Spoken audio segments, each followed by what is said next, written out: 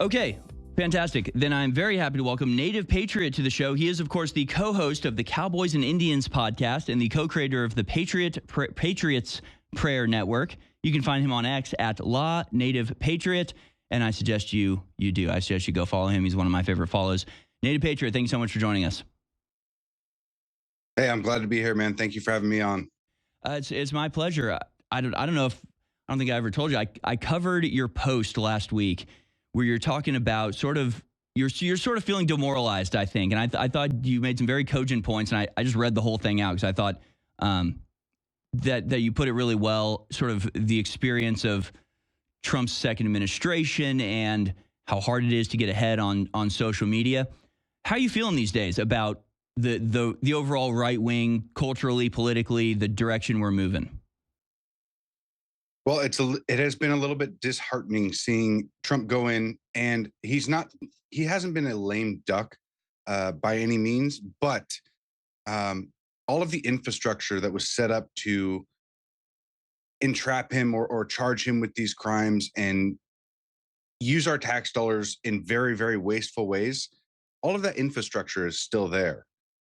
I imagined, maybe naively, when he was elected, that he was going to start bringing these institutions down, the letter agencies, and all the ways that the corruption has been able to thrive over the past several decades. But it sure seems like a lot of it's just done by executive order, and a lot of it has been left in place.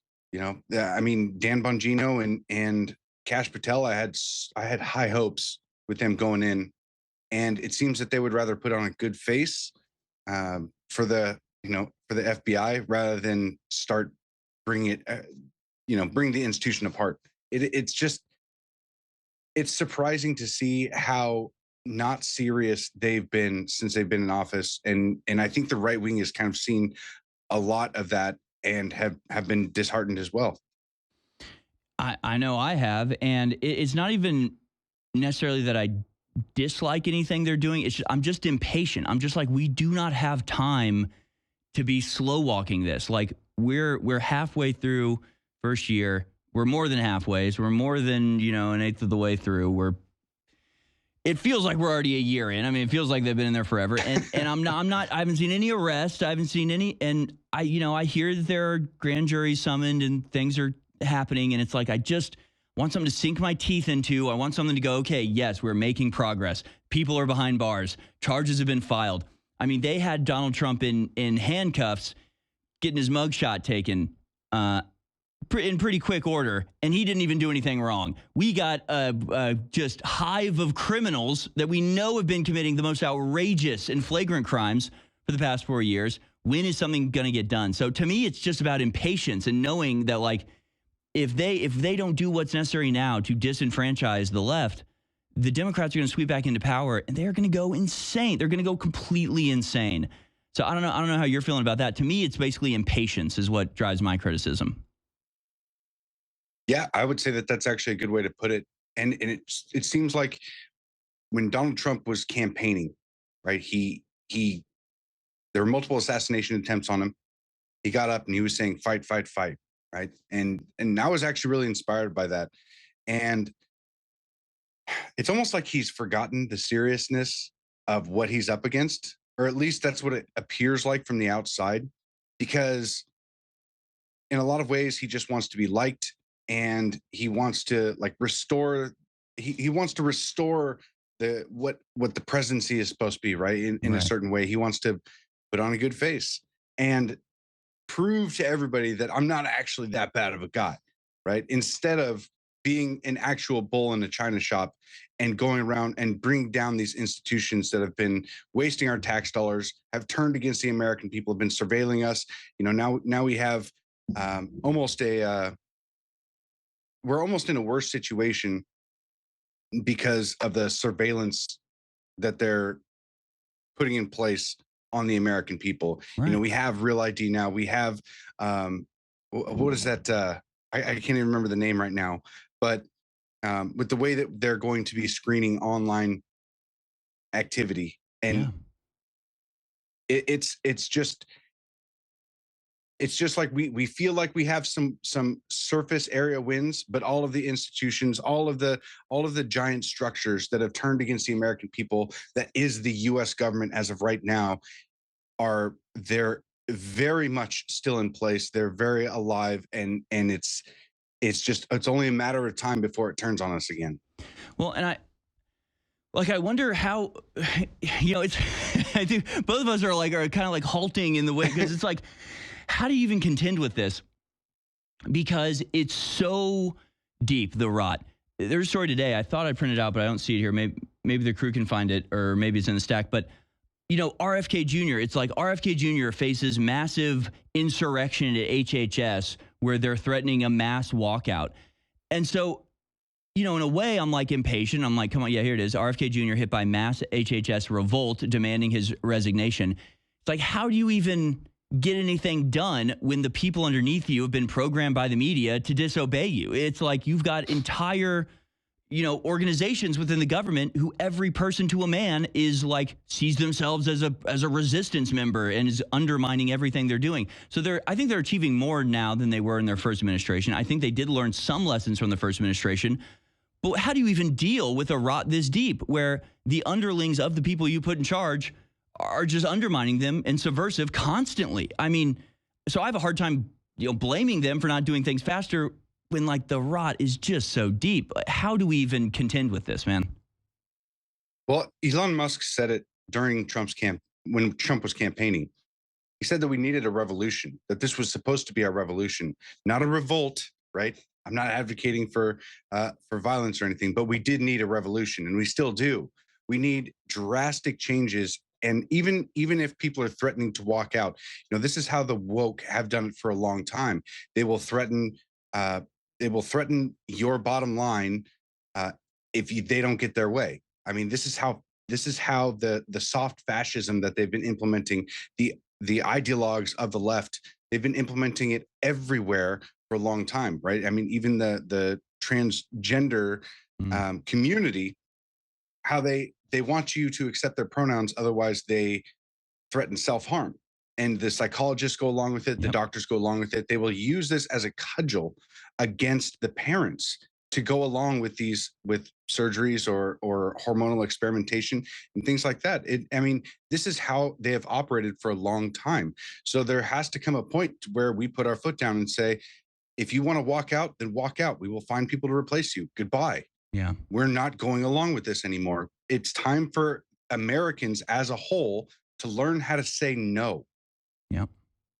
Yeah, man, that is such a good point. Actually, it goes right into the next thing I wanted to ask you about, because you made a good point in your post about how the new Nintendo had been sold out, and that you're not going to own anything on it. And of course, this is part of a larger trend that we've talked about, really getting to insane levels where cars now, you can't access their full horsepower if you don't pay a monthly subscription, or the heated seats will be disabled unless you pay a monthly subscription. Everything's going into this subscription model, including your houses and your phones and your cars and everything. They genuinely want you to owe nothing, and then people buy it. They go out and they buy the game console where they know they'll own none of it. They don't own the games on it. They don't own the software. And if they want to pull support, then you don't own it. I mean, you are simply paying for the permission to use something on a temporary basis. And yet people are going along with this. Isn't this a time where people should stand up and say no and just go, we're not going to buy something that we don't actually own. If we want to buy something, we want to own it. And this goes again into, it's not just video games, but that's emblematic of everything else. So again, why are people going along with this? What do we have to do to get people to go, I'm not going to go along with the you'll own nothing agenda by purchasing products that have that embedded aspect? This has been a very tough fight because people, a lot of the time, they don't understand how complacent they've been. And I think this has been one of the main issues with Americans for quite some time, is just complacency and believing that, it'll be fine. It's going to be okay. It's not that big of a deal. I'm only one person. But if we, the people, if we want to retain the power of what we were originally given by the founding fathers, they decided that we, the people, had the power. Well, we have to be responsible enough to wield that power and to we have to be able to exert it when necessary and be capable enough to have that independence. Because right now we are so dependent on all of the various structures set up. You Yep. know, fathers aren't leading their households, and we as a people just aren't.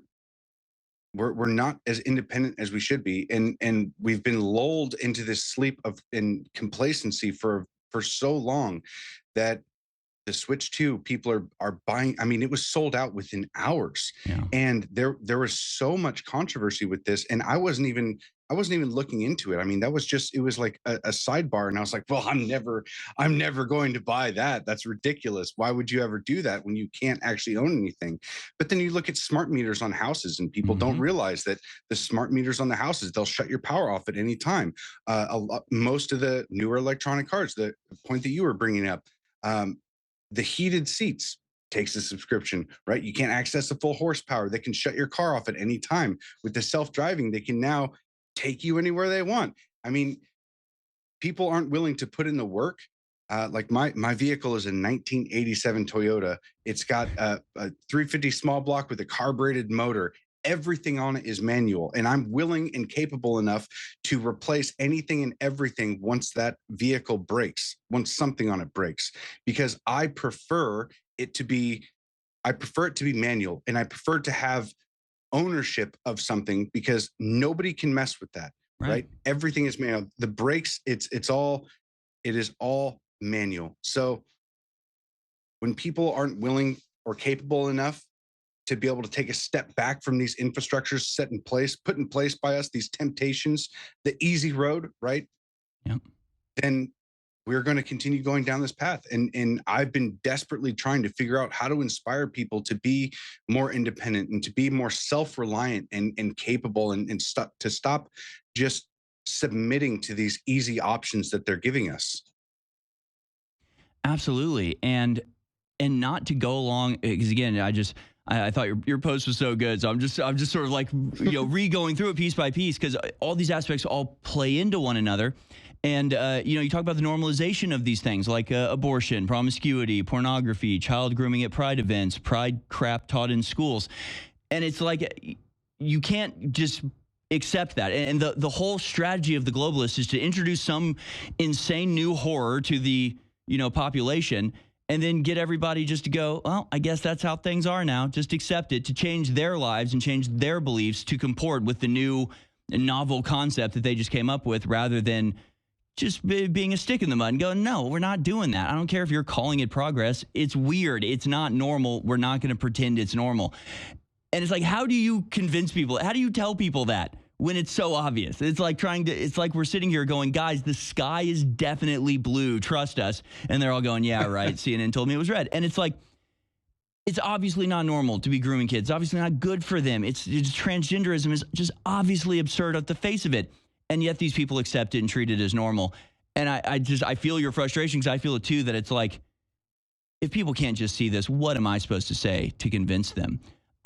And obviously, you try to embody it in your own life. But how do you spread that message? And what do you think it's going to take to wake people up to the strangeness of all of this, and just get them to reject whatever new thing they come out with? Because they're going to like pedophilia next. They're going to try to make that legal. I mean, they're going to. Who knows where they're going to go? There's no bottom to their evil. So, like, at what point are people going to stop normalizing the progress into hell? Because it never ends until you stop it, right? How do we get people to stop it? I've been a big advocate to unify with a lot of the left, a lot of the regular people, right? Because in everyday life, you can see that your interactions with people, everyday people on the left, or who lean left politically, rather, are good. They're okay, but the devil's in the details with that. And I think that we're actually going to have to separate as a country. And you can see the left right now. Um, Washington, Oregon, and California have launched the West Coast Health Alliance, Mm. and that's in counter.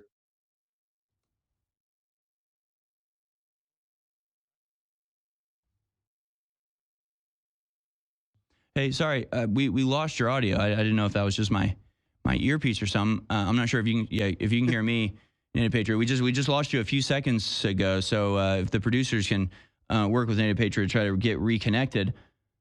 Okay. All right. We think you have you again. Can you hear us? I can hear you. Yes. All right. Sorry. Go on if you will, please. Washington, Oregon, and California, they've launched the West Coast Health Line. The left is willing to create new institutions in order to counter Trump. Yet we've been so focused on trying to save institutions or restore them to what we believe that they should be, right? Instead of just accepting the fact that these people don't want to work with us. These people want to target children, and they want to indoctrinate an entire generation coming up. I mean, I don't know if you saw the stat as well that 28% of Gen Z has been aborted. They're not even around as Americans anymore, and we. For some reason, that is not a national stain on America.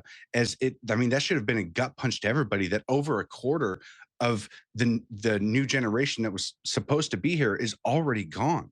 They didn't stand a chance. And then they were targeting Gen Z with this transgenderism and this LGBTQ idea heavily. It's now mandated in schools in like Washington State. I mean, they're teaching children in Washington State in kindergarten, sex ed, that some people are boys and some people are girls and some are neither. I mean, that is mandated to be taught in Washington State.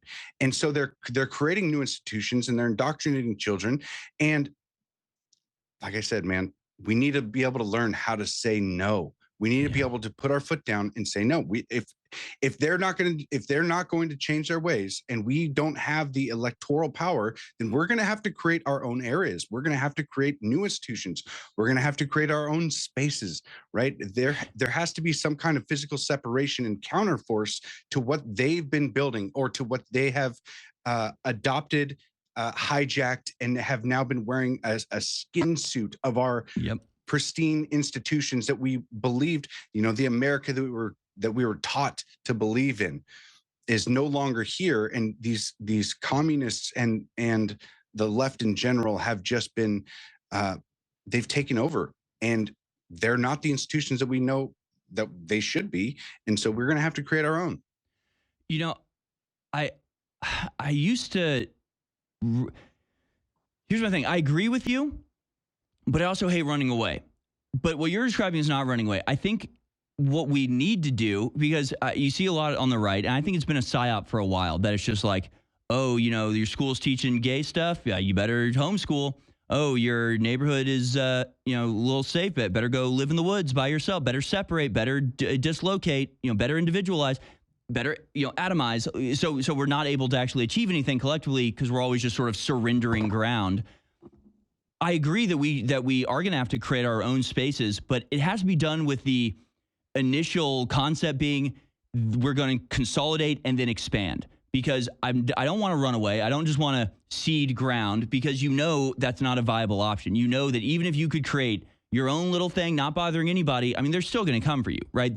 There's something about seeing people living, moral Christian lives that like they want to destroy it, and they'll come for us.